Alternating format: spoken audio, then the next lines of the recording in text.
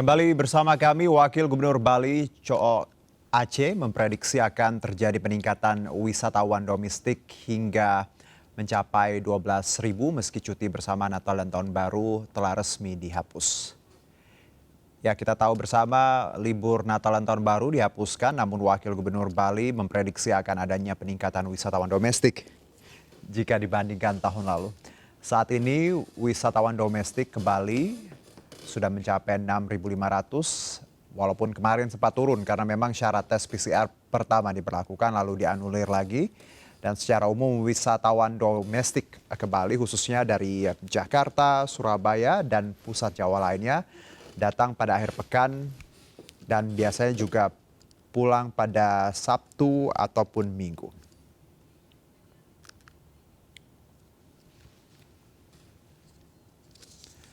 Ya, untuk membahas bagaimana kondisi Bali menghadapi serbuan kedatangan wisatawan domestik, sudah bergabung bersama kami melalui sambungan Zoom. Ada Ibu Ida Ayu Indah Yustika Rini, Kabid Pemasaran Pariwisata Bali, dan juga ada Ibu Pauline Suharno, Sekjen DPP Astindo. Selamat sore Bu Pauline, Bu Indah, apa kabar? Selamat sore. Selamat sore, Ya, kabar sehat. baik Mas Juno. Ya, sehat ya. Saya mungkin ke Sehat, ya. Ibu Indah dulu dari Bali nih langsung.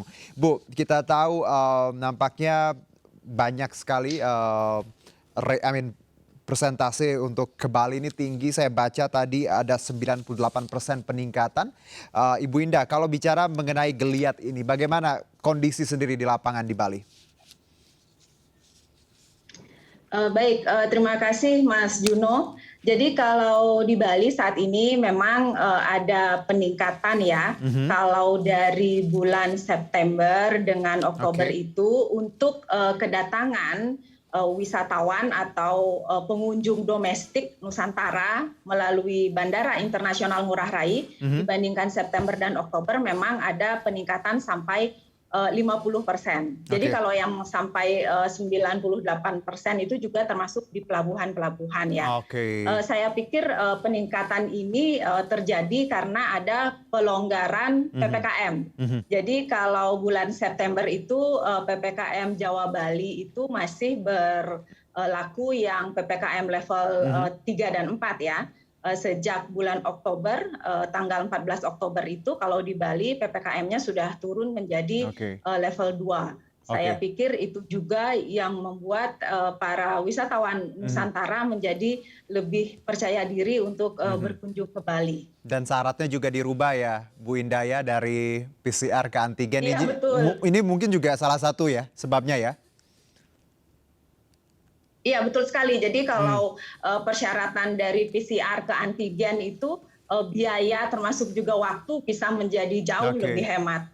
Ini salah satunya kenapa banyak wisatawan yang akhirnya memutuskan untuk kembali berwisata khususnya ke Bali. Saya ke Bu Pauline, Anda menyikapi pelonggaran mobilitas masyarakat yang akhirnya berimbas pada minat publik untuk berwisata. Bagaimana Bu Pauline?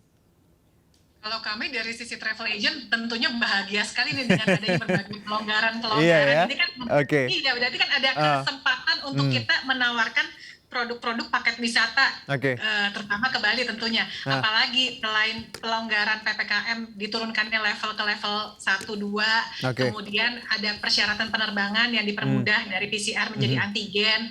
Nah, yang paling penting juga adalah diperbolehkannya anak-anak di bawah 12 tahun untuk melakukan perjalanan udara. Ini juga menjadi salah satu poin penting di mana perjalanan domestik kami yakin akan meningkat terutama di libur Natal dan Tahun Baru. Kalau kita bicara data sendiri Bu Pauline, apakah angka-angka yang Anda punya bahwa memang akibat tadi kemarin syarat antigen kembali diberlakukan, anak-anak boleh melakukan perjalanan jauh, ini banyak sekali reservasi atau traffic sendiri untuk travel agent yang Anda di bawah naungan Astindo ini, seperti apa laporannya?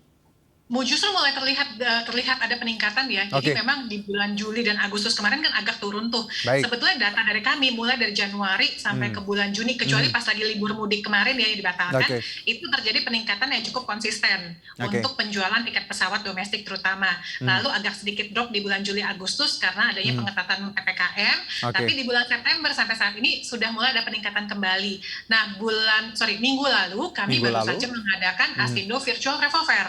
Dan juga kami berkolaborasi dengan marketplace untuk mempromosikan paket wisata domestik dan animonya sangat baik ternyata. Oke, kalau Bali sendiri tujuan masyarakat, apakah ada peningkatan untuk ke Bali, Bu Pauline? Sangat.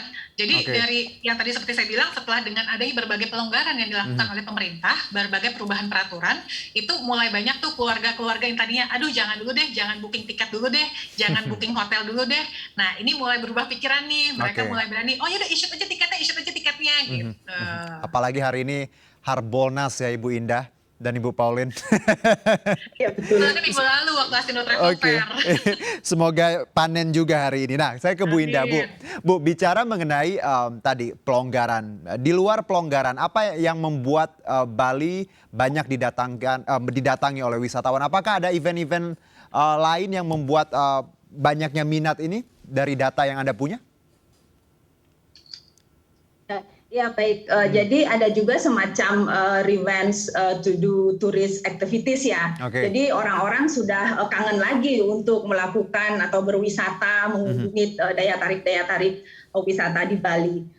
Kalau untuk event-event saat ini memang di Bali sedang diadakan beberapa event sports internasional, misalnya IBF, International Badminton Festivals, mulai tanggal 16 November sampai 5 Desember itu. Kemudian ada juga Indonesian Youth Championship. Tetapi untuk event-event internasional itu penonton nyata kan belum boleh.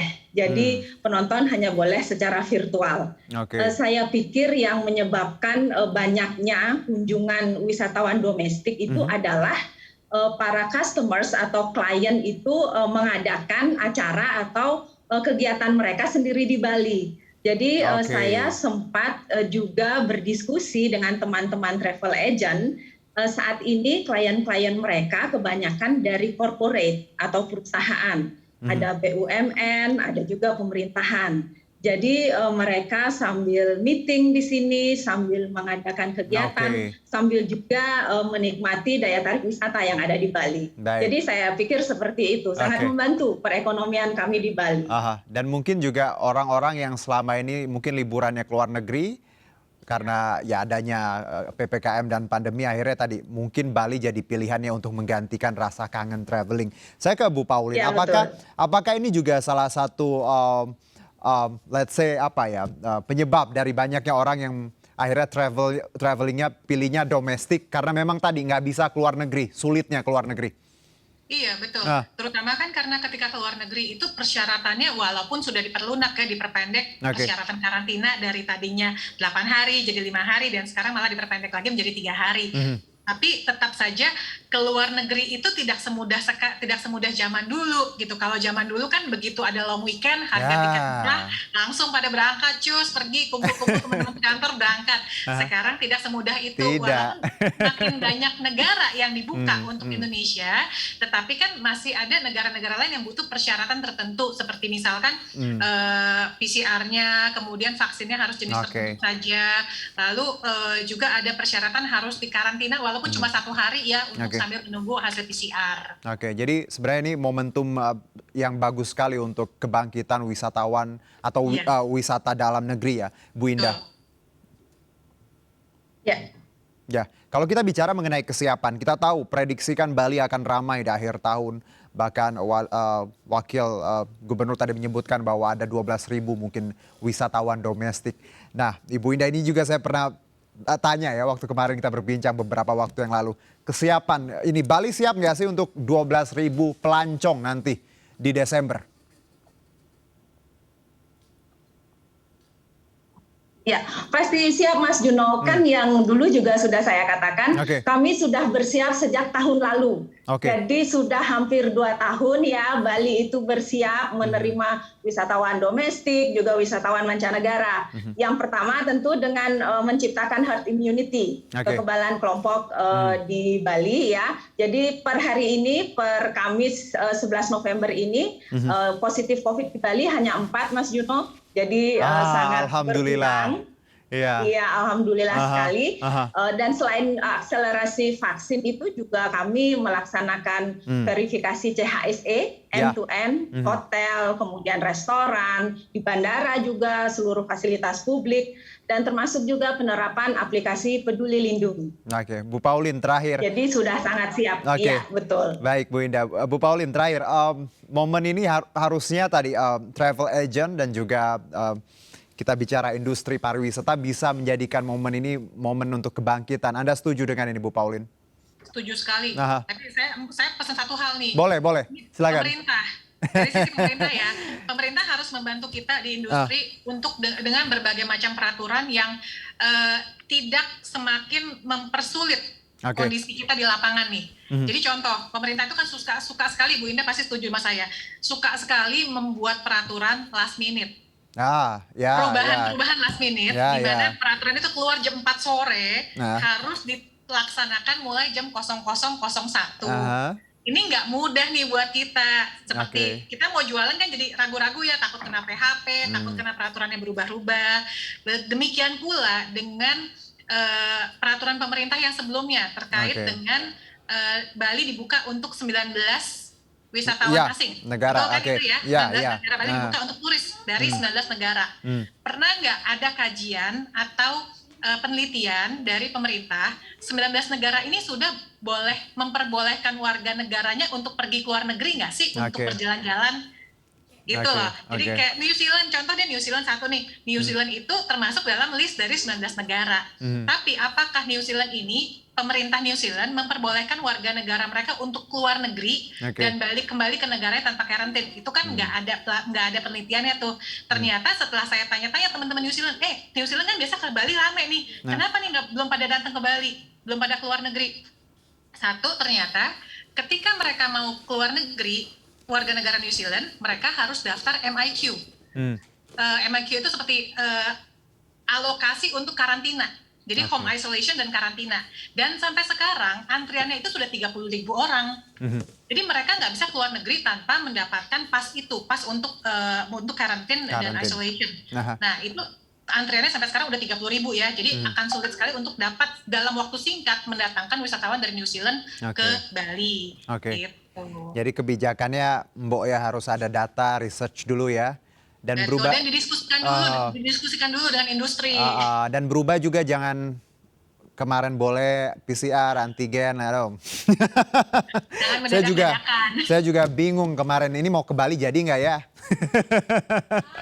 Baik, tapi setelah dengan kabar baik ini dan juga usaha kita bersama, semoga nantinya geliat wisata paling tidak dalam negeri ini kembali bangkit ya. Bu Indah dan juga Bu Pauline, terima kasih atas waktunya. Sehat-sehat untuk kita semua, Ibu. Selamat sore. Thank you.